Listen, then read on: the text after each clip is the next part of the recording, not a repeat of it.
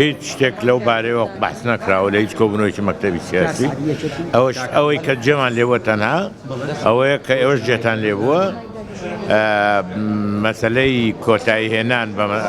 بە لیستی دووەمی خۆکاندیدکردن بۆ سەر کۆمار تا یەکی سێ دواکەوت.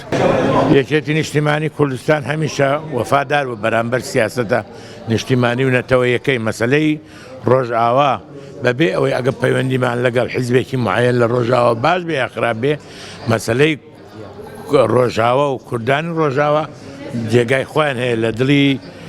یەکێتی نیشتیمانی و کەسانی یەکێتی نیشتیمانی و لە هەموو ئەو جێگانەی کە هەیە تەنها لە ڕۆژاوا خوێنی هەر چار پارچەکە لە سەنگەری هاوبەش بەدی دەکرێت ئەویش هاوکاری هەموو لایەکە بۆ لە شەڕی کۆبانی و شەڕەکانی تری دژی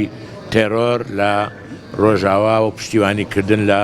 شەڕبان و پێشمەرگەکانی ڕۆژاوا. ئەمە جێگای سەرسوورمانە چونکە لە شەڕی داعش لە دوای 2014 زیاتر لە 70 وڵات بەشداری کرد لە شەڕی داعش.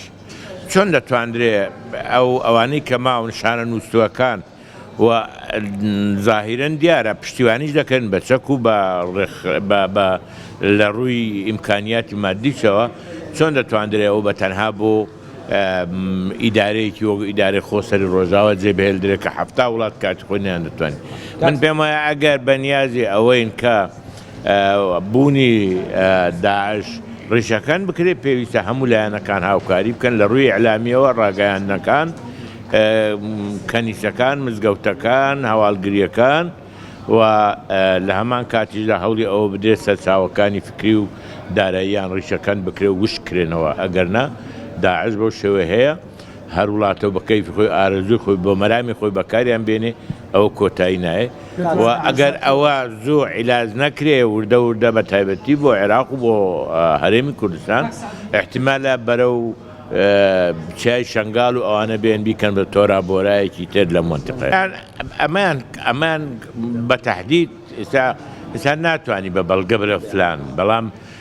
ئەکید ئەمە ئەم